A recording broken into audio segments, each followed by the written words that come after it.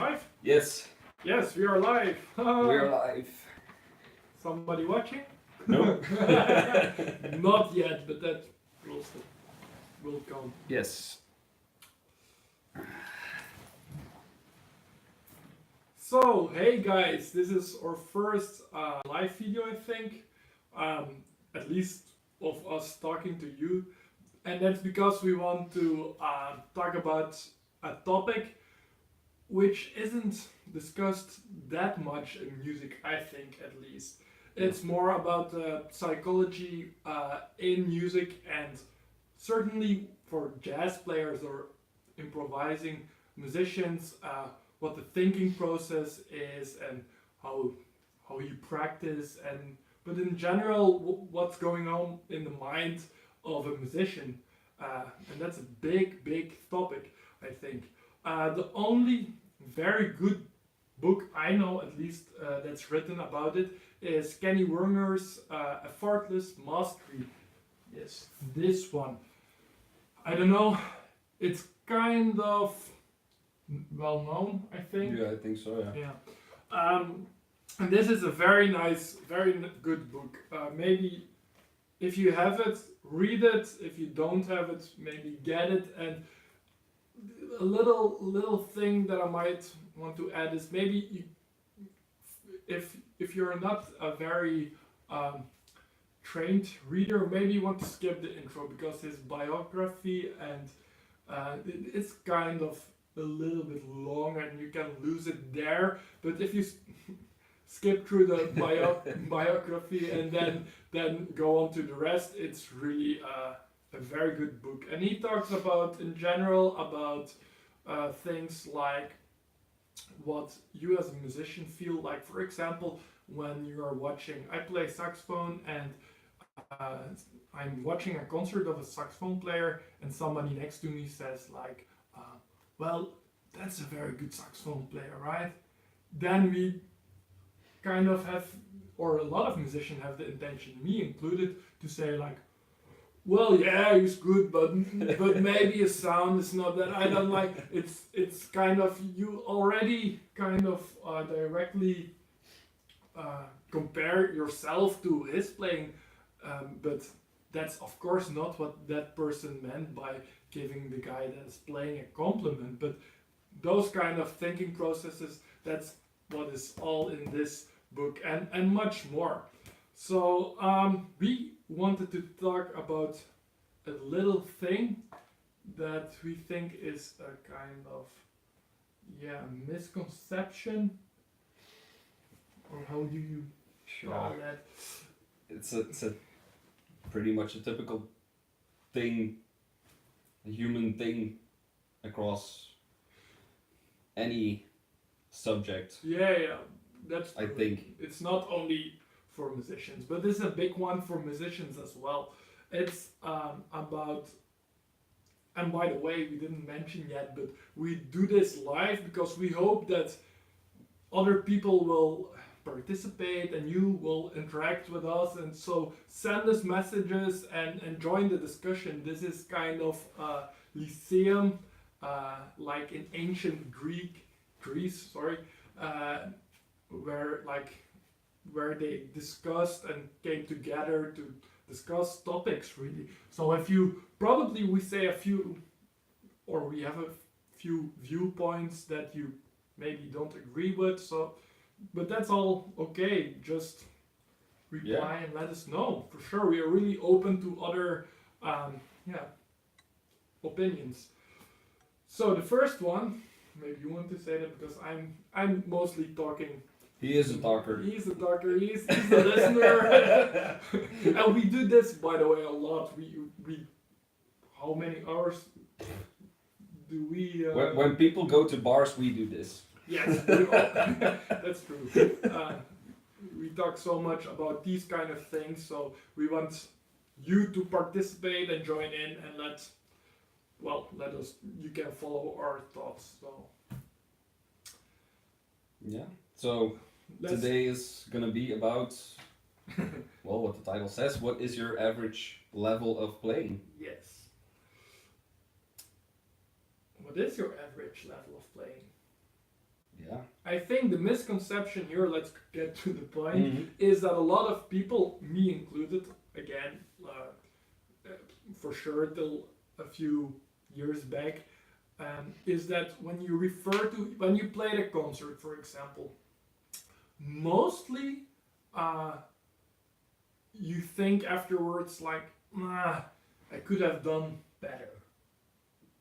Which is Every time. yes, probably every time. There are always things that could have gone better. Certainly when you're playing, like we're talking here. No, we're not talking only about jazz music, but when you are improvising, this can be, of course, Yeah, it's a little more heightened. yes, yeah, because you have more things going on, or you cannot prepare it as well as like a concerto for a classical piece. But so you always think, I could have done better. I played this already better at home. That's something I think you mostly think after a concert. And then what you also mostly say to other people is like, yeah, this is not really my level of playing. I'm actually better than that. I have a higher level. But I think what a lot of people do is they always also already in their mind when they're just, yeah, what do you say that? Just going through the concert and examining their own how you played. I think that they are already comparing themselves to a few times of the better performances ever, including yourself at home or maybe even in a gig. Imagine you played 1,000 times, you did 1,000 gigs, like concerts for real, and then probably 10 times from those 1,000 you played like really, you felt a man, you felt like it was super super great, you felt really like you played the best you ever could. And what we mostly tend to do is refer to those 10 times, but is that really your average level of playing? Probably not, because if you play 1,000 times, then there will be times that were really good, like I said, times that there are probably also 10 or 20 concerts that it was like really bad, that you felt really, really, really bad, even more bad than you usually do. And then most of the time, because that's what is called average, it will be somewhere in the middle, somewhere between, I don't know, 200 and 800, like 600 of the gigs out of 1,000 will be kind of average, and that is your average level of playing. But we do tend to think or to refer to the times that you played at your best. I don't know if is there anybody already joining or leaving a comment, because it's really small for us to follow. I don't think we already have a comment. Okay, do we have viewers? Yes, we do. Oh.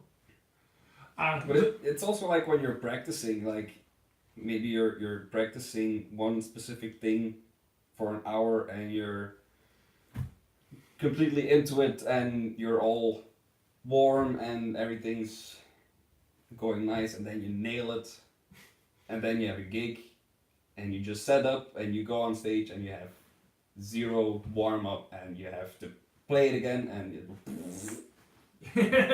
yeah.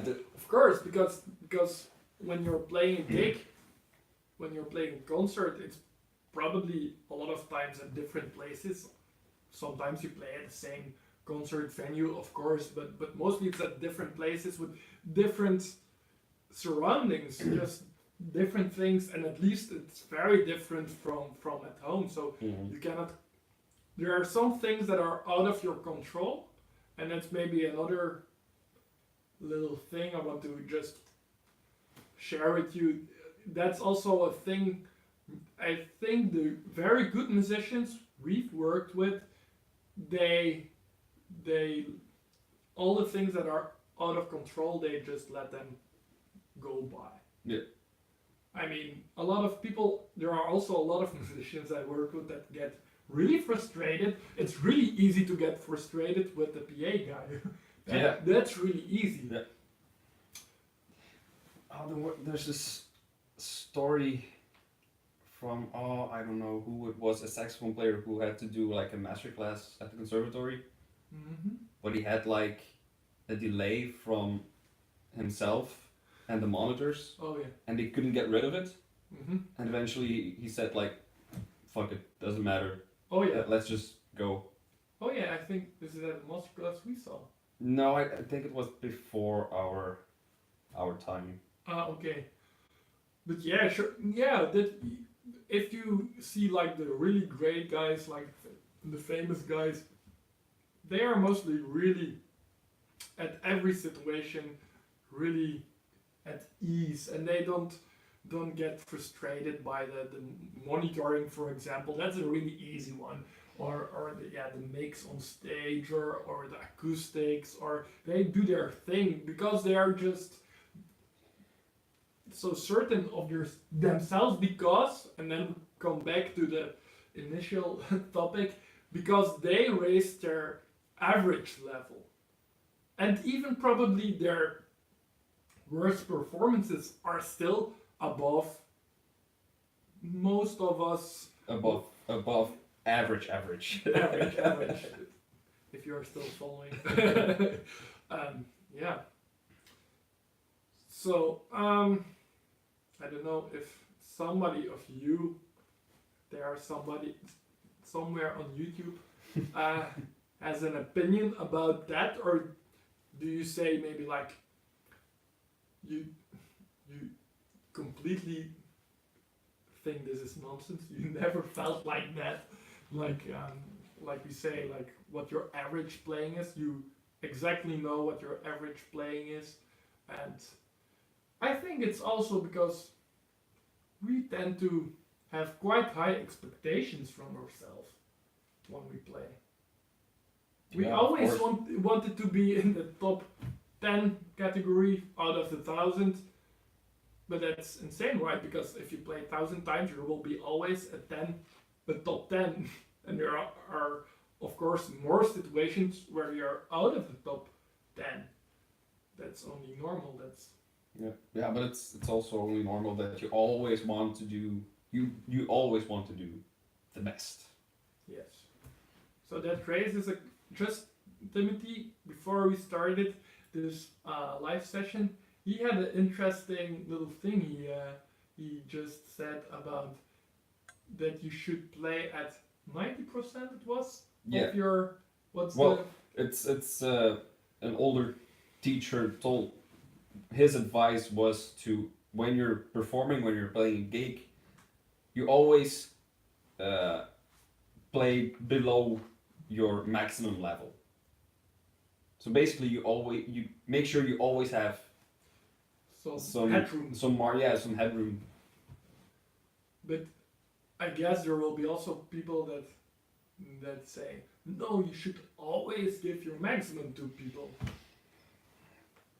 Why do you, I'm now the devil's advocate, but why do you need to have still some headroom when you're, I mean, your life, what do you have to lose? Why shouldn't you go all in?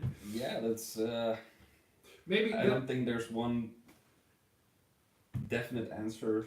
I think there is a very cool anecdote about Paul Desmond on this kind of topic. I read his biography by Doc Ramsey, which is a beautiful, beautiful biography, by the way. It's really such a nice read. And there are a lot of little stories about Paul Desmond, and one of them was he played his last concert in the Carnegie Hall with Dave Brubeck, and he was at that time really, really ill. He was already about to die. I mean, he was terminally ill from cancer, I think, lung cancer. And he played the concert, and it was all great. So of course, at the end of the concert, they got a lot of cheering and applauding, and they wanted more. And then Dave asked Paul on stage, should we play another tune? And he said, no, always leave them wanting more. And he got off stage, and that was it. It was the very last thing he did in his life. And I think that's really, really, it's kind of this, always leave them wanting a bit more. You should never give everything away, because, I mean, yeah. otherwise people don't come back. Or do they? Sorry, this is our circles of of thoughts. So we are still also figuring this out. There is not really an answer, but no, yeah. No, it makes me also think of like the recording sessions with Michael and the Cuban trumpet player. Oh yeah. Mm-hmm. Like, he does go all out and he takes lots of risks. Oh yeah. I had, and there will be a gig vlog that is still coming up if all the mixes are already of that. I did a concert or a studio gig with Michael Mosman, the trumpet guy you might know from Michel Camilo, together with Paquito Rivera, an amazing arranger and musician, sorry. And this is in a Latin band with which is a mix between. It's really interesting because it's a mix between younger and older musicians, and from Europe, like I am from Belgium, but also from Germany, also from two Americans, like from the USA, and also from Venezuela and from Colombia. So and the real Cuban, and that's the trumpet player he's referring to. And he is so funny because he's a great player, but he takes so many risks. I think no other European player would take so many risks. He really doesn't care where he goes, or like he misses a note, which is quite easy on a trumpet, right? But also in a studio session with like, for example, Michael Mosman, quite a big name. He goes. Yeah, he went all out, and he does misses like this or that or whatever, but in the end it all works, and it's that pure energy which just blah. Yeah, this reminds me of what I read about the interior designer, what she said, and she said, like, don't make it perfect, make it interesting, which is a really interesting way of seeing it. Yeah. So I think that's, I don't know how we got up or how we ended up here, because we started from your average, what's your average level? Now we're in IKEA. Yes. No, we are. Yeah, we are technically speaking in IKEA. I think there are still no comments, right? Are there? Yes. No. Yes. I have no idea. I cannot see it. Sorry, guys. We're not so well with this live thing. It's your phone. You might want to check. Yeah, I think it would show up if we had. Oh yeah. Comments. Sure. So then maybe we, for the first time, we leave it here, and you, of course, you still can leave comments, and we will get back just by typing at you, and we can discuss further below in the comments section, of course. Why not? So also leave us thoughts on what do you think that a nice next subject would be on this on this Thing called love. called life. No, that's a good one. That's a good one. What's this thing called life? Oh. Fun. Yes. Timothy has always very unexpected good ideas. Beware of the quiet one. Yes. Well, okay, let's leave it here. Let's not bug them with more nonsense any further. We will do that next week Yes. around the same time. Depends on which time zone you're in. Here it's now, I don't know. It's almost 8:30 p.m. PM. Yeah, it's evening here. So let's wrap up. Let's say bye and see you hopefully next time. Yeah. Bye, guys. Bye bye.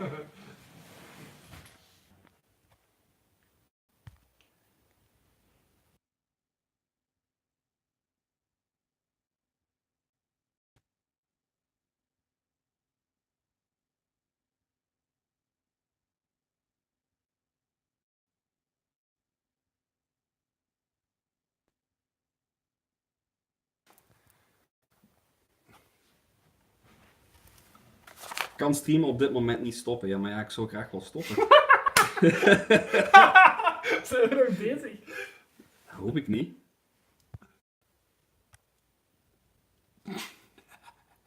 Stel je voor.